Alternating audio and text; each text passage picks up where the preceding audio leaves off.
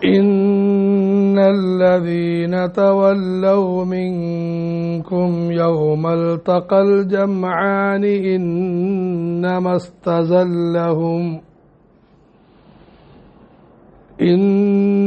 استزلهم الشيطان ببعض ما كسبوا ولقد عفى الله عنهم إن الله غفور حليم إن الذين തീർച്ചയായും ഒരു കൂട്ടം ആളുകൾ തവല്ലൗ മിൻകും നിങ്ങളിൽ നിന്നും പിന്തിരിഞ്ഞോടി യൗമൽ തഖൽ ജംആൻ രണ്ട് സംഘങ്ങൾ കണ്ടുമുട്ടിയ ദിവസം പിന്തിരിഞ്ഞോടി ഇന്നമസ്തസല്ലഹും അവരെ തെറ്റിച്ചതാണ് അശ്ശൈത്താൻ പിശാച് ബിബഅദി മാ കസബൂ അവരുടെ ചില പ്രവർത്തനങ്ങൾ കാരണം തെറ്റിച്ചതാണ് വലഖദ് അഫല്ലാഹു അൻഹും അല്ലാഹു അവർക്ക് മാപ്പ് കൊടുത്തിരിക്കുന്നു ഇന്നല്ലാഹ ഗഫൂറുൻ ഹലീം അല്ലാഹു വളരെ പൊറുക്കുന്നവനും സഹനതയുള്ളവനുമാണ്. കഴിഞ്ഞ ആയത്തുകളിൽ ഉഹദ് യുദ്ധത്തിന്റെ സന്ദർഭത്തിൽ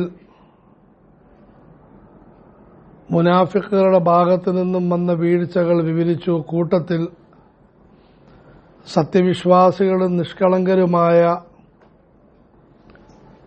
ചില സഹാബാക്കളുടെ ഭാഗത്തു നിന്നും വന്ന വീഴ്ചകളെയും വിവരിക്കുകയുണ്ടായി. ഈ വിഷയത്തിലുള്ള വളരെ പ്രധാനപ്പെട്ടതും അന്തിമവുമായ ഒരു വചനമാണിത്. കാരണം നിഷേധികളുടെയും കപടവിശ്വാസികളുടെയും കൂട്ടത്തിൽ സത്യവിശ്വാസികളെയും കുറിച്ച് പറയുമ്പോൾ അവരുടെ അവസ്ഥയും അവരെപ്പോലെയാണെന്ന് തെറ്റിദ്ധരിക്കാൻ സാധ്യതയുണ്ട്. പക്ഷേ രണ്ടുപേരും തമ്മിൽ അജഗജാന്തരം ആകാശഭൂമികളുടെ വ്യത്യാസമുണ്ട്. നിഷേധികൾ നിഷേധത്തിന്റെ പേരിലും കപടവിശ്വാസികൾ കാപഢ്യത്തിന്റെ അടിസ്ഥാനത്തിലുമാണ് പാപങ്ങൾ ചെയ്തു കൂട്ടുന്നത്. സത്യവിശ്വാസികളുടെ മനസ്സിൽ പടച്ചവൻ അനുഗ്രഹത്താൽ അള്ളാഹുവിനോടും ദൂതനോടുമുള്ള വിശ്വാസം മാത്രമല്ല ഭയഭക്തിയും ശക്തമാണ്. പക്ഷേ ചില പ്രത്യേക സാഹചര്യത്തിൽ അവരിൽ നിന്നും വീഴ്ചകൾ സംഭവിക്കുന്നതാണ്. പ്രത്യേകിച്ചും ആദരവായ റസൂലുള്ളാഹി സല്ലല്ലാഹു അലൈഹി വസല്ലമയുടെ സഹവാസം സിദ്ധിച്ച സഹാബികളെ സംബന്ധിച്ചിടത്തോളം പ്രത്യേകിച്ചും റസൂലുള്ളാഹി സല്ലല്ലാഹു അലൈഹി വസല്ലമയുടെ കൂട്ടത്തിൽ നിൽക്കുമ്പോൾ അവരിൽ നിന്നും എന്തെങ്കിലും വീഴ്ചകൾ മനഃപൂർവ്വം ഉണ്ടാകുമെന്ന് നമുക്ക് വിശ്വസിക്കാൻ പോലും സാധിക്കുകയില്ല. ഷെയ്ഖുൽ ഹദീസ് മൗലാന മുഹമ്മദ് സക്കരിയ റഹ്മത്തുള്ളാഹി അലൈഹി പറയുന്നു, ദീനിന്റെ മാർഗത്തിൽ ഏതാനും ദിവസം പുറപ്പെടുന്ന സാധാരണക്കാരായ സാധുക്കൾ അല്ലെങ്കിൽ അള്ളാഹുവിന്റെ ഏതെങ്കിലും ഉത്തമദാസന്റെ കൂട്ടത്തിൽ സഹവസിക്കുന്ന അവരുമായി നല്ല ബന്ധം സ്ഥാപിച്ച ആളുകൾ അവർക്ക് പോലും നന്മകളോട് വലിയ ആഭിമുഖ്യവും തിന്മകളിൽ നിന്നും അകൽച്ചയും നമ്മൾ ലോകത്ത് കണ്ടുകൊണ്ടിരിക്കുകയാണ്. ആദരവായ റസൂലുള്ളാഹി സല്ലല്ലാഹു അലൈഹി വസല്ലം മുഴുവൻ മഹാന്മാരെക്കാളും വലിയ മഹാനും എന്നല്ല എല്ലാ നന്മകളുടെയും അടിസ്ഥാനവുമാണ്. ആ റസൂലുള്ളാഹി സല്ലല്ലാഹു അലൈഹി വസല്ലമയുടെ സഹാബികളിൽ നിന്ന് തെറ്റുണ്ടാകുന്നത് യഥാർത്ഥത്തിൽ പിൽക്കാലത്തുള്ള സമുദായത്തെ പഠിപ്പിക്കാൻ വേണ്ടിയാണ്, അവരെ ഉണർത്താൻ വേണ്ടിയാണ്. എങ്ങനെയാണ് നമസ്കരിക്കേണ്ടതെന്ന് പഠിപ്പിച്ച അള്ളാഹു എങ്ങനെയാണ് പാപത്തിൽ നിന്നും പശ്ചാത്തപിക്കേണ്ടത് എന്ന് സഹാബാക്കളിലൂടെ നമുക്ക് മനസ്സിലാക്കി തരികയാണ്. ഈ വിഷയത്തിലുള്ള വളരെ പ്രധാനമർഹിക്കുന്ന ആയത്താണിത്. ഇന്നല്ലദീന തവല്ലൗ മിൻകും യൗമൽ തഖൽ ജംആൻ. നിഷേധികളുടെയും സത്യവിശ്വാസികളുടെയും രണ്ട് സംഘങ്ങൾ ഉഹദ് മലയുടെ അടിവാരത്തിൽ വെച്ച് പരസ്പരം കണ്ടുമുട്ടി പോരാടി. ആ സന്ദർഭത്തിൽ ആദരവായ റസൂലുള്ളാഹി സല്ലല്ലാഹു അലൈഹി വസല്ലം തങ്ങളുടെ കൂട്ടത്തിലുണ്ടായിരുന്ന ചില സഹാബികൾ മദീനയിലേക്കും ചിലർ ഉഹദിന്റെ മുകളിലേക്കും ഓടുകയുണ്ടായി. അള്ളാഹു അവരെപ്പറ്റി പറയുന്നു, ഇന്നമസ്തസല്ലഹുമുശ്ശൈത്താൻ. പിശാച് അവരെ വഴിതെറ്റിച്ചതാണ്. അവർ മനഃപൂർവ്വം ഓടിയതല്ല, പിശാച് അവരെ ഓടിച്ചതാണ്. പിശാച് എങ്ങനെ ഓടിച്ചു? ബിബഅദി മാ കസബു. അവരുടെ ചില പ്രവർത്തനങ്ങൾ കാരണം. റസൂലുള്ളാഹി സ്വല്ലല്ലാഹു അലൈഹി വസല്ലം അവരോട് പറഞ്ഞിരുന്നു, ഞങ്ങൾ ജയിച്ചതായി കണ്ടാലും പരാജയപ്പെട്ടതായി കണ്ടാലും ഇവിടുന്ന് മാറാൻ പാടില്ല. പക്ഷെ ആ മഹാന്മാർ ഗവേഷണം നടത്തി അവിടെ നിന്നും യുദ്ധം കഴിഞ്ഞ് മാറി ഇങ്ങോട്ടേക്ക് വന്നു. ഈ ഒരു പ്രവർത്തനത്തെ പിശാച് മുതലെടുക്കുകയുണ്ടായി. അതുകൊണ്ട് പിശാചിനെ അങ്ങേയറ്റം സൂക്ഷിക്കണം.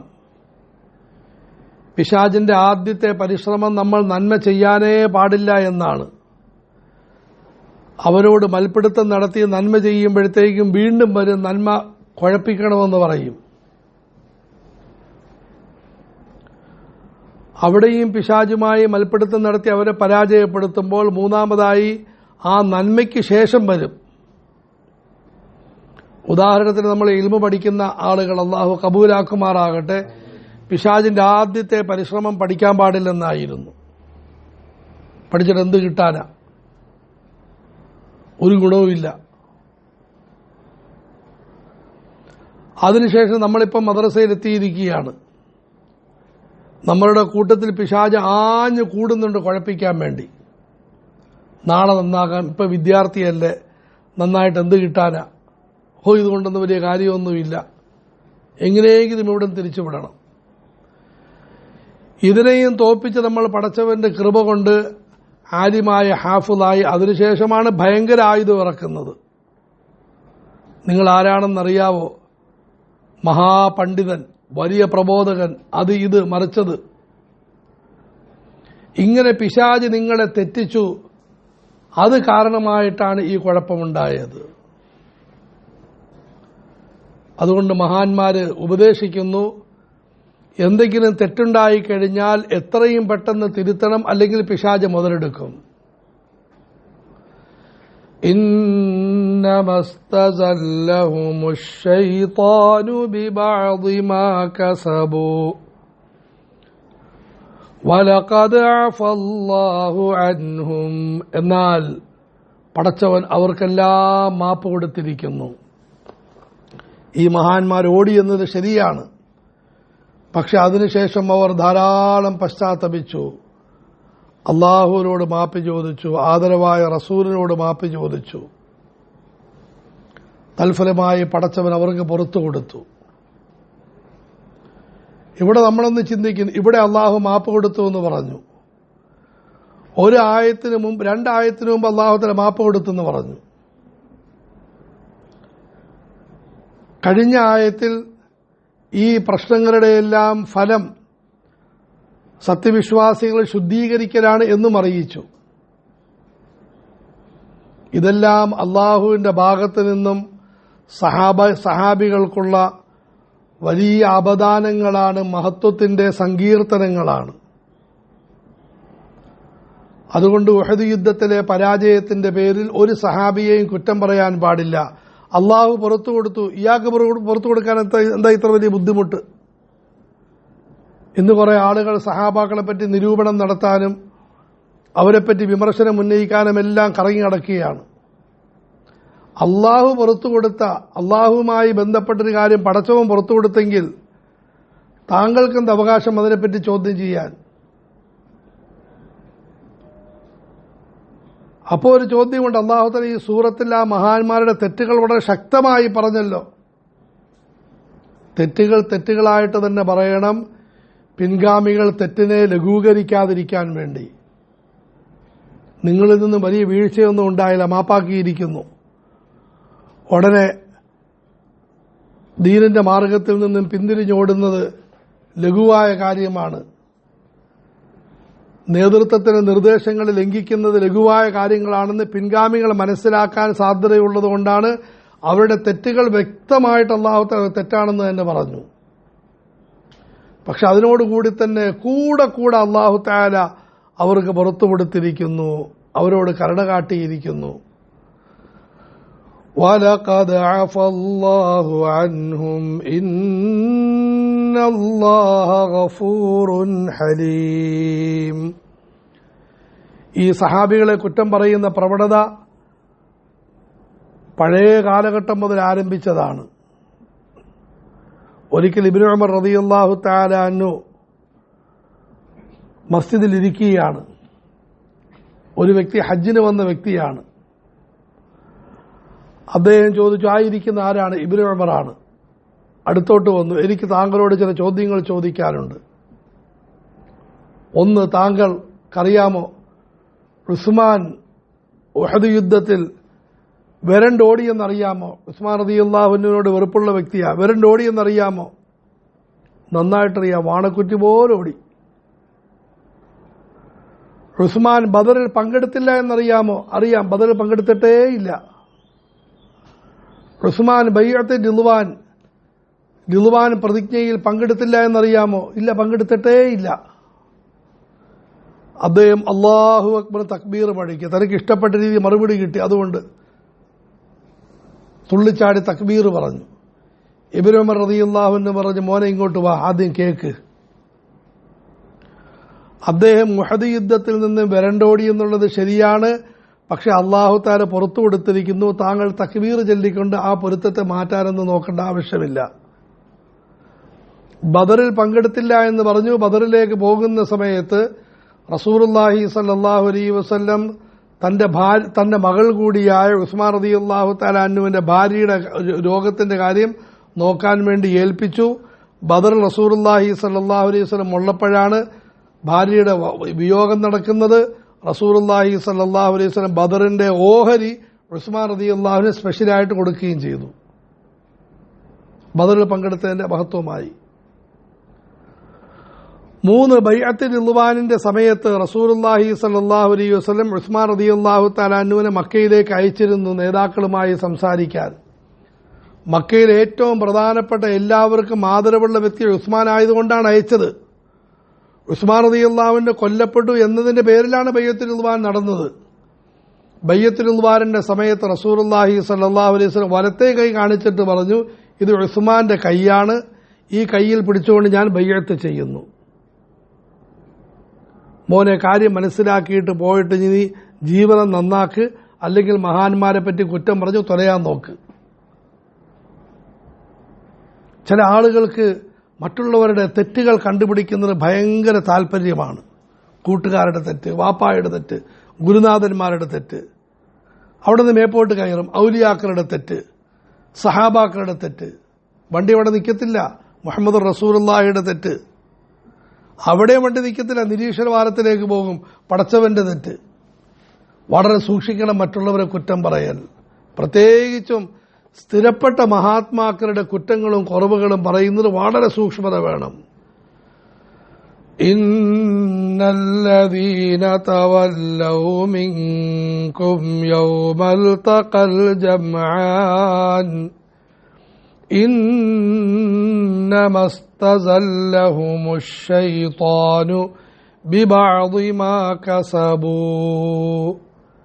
രണ്ടാമതായിട്ട് ഈ ആയത്ത് പഠിക്കേണ്ട പ്രധാനപ്പെട്ട കാര്യം, പിശാച് കടന്നു വരുന്ന വഴികളെ ജാഗ്രതയോടുകൂടി സൂക്ഷിക്കണം. ഏത് സമയത്തും പിശാച് മുതലെടുക്കാൻ സാധ്യതയുണ്ട്. സുഹൃത്തുക്കളുമായി നല്ല ബന്ധം, പക്ഷേ ശൈത്താൻ കടന്നു വന്ന് അത് നാശമാക്കുമോന്ന് ശ്രദ്ധ വേണം. അയൽവാസികളുമായി നല്ല ബന്ധം, പിശാച് ഏത് സമയത്തും കുഴപ്പത്തിൽ ചാടിക്കാമെന്ന് ശ്രദ്ധ വേണം. ദർസുൽ ഖുർആനും വഅദുൻ നസീഹത്തുമെല്ലാം വളരെ നല്ല കാര്യം. ശൈത്താനിന്റെ അക്രമം ഇടയ്ക്ക് വരാൻ സാധ്യതയുണ്ടെന്ന് വളരെ ശ്രദ്ധയും ജാഗ്രതയും വേണം.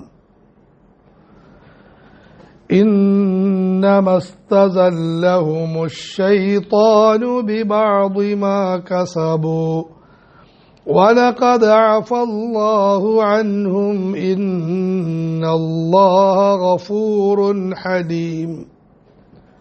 അവസാനത്തെ വാക്ക് നമ്മളെപ്പോലെയുള്ള സാധുക്കൾക്ക് പ്രതീക്ഷയുടെ പൂത്തിരി കത്തിക്കുകയാണ്. സഹാബികൾക്ക് പുറത്തു കൊടുത്തെങ്കിൽ റബ്ബെ ഞങ്ങളും കുറേ പാപങ്ങൾ ചെയ്തിട്ടുണ്ട്, പുറത്തു കിട്ടുമോ? മാപ്പി ചോദിക്കും, പുറത്തു കിട്ടും. പടച്ചവനോട് ക്ഷമാപണം നടത്തിൻ, പൊരുത്തം തരും. സൃഷ്ടികളുമായി ബന്ധപ്പെട്ട തെറ്റുകളാണോ അവരോടുള്ള കടമകൾ നിർവഹിക്കാൻ അള്ളാഹു പുറത്തു തരും. അല്ലാഹു ഗഫൂർ. സഹാബികൾക്ക് പുറത്തു കൊടുത്തു, നിങ്ങൾക്കും പുറത്തു തരുന്നതാണ്. ഹലീം, അള്ളാഹു വളരെ സഹനതയുള്ളവനാണ്.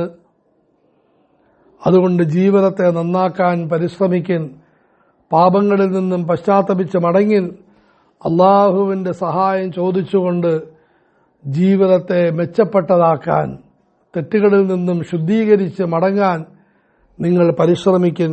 അള്ളാഹു നമുക്കെല്ലാവർക്കും തൗഫീഖ് നൽകുമാറാകട്ടെ.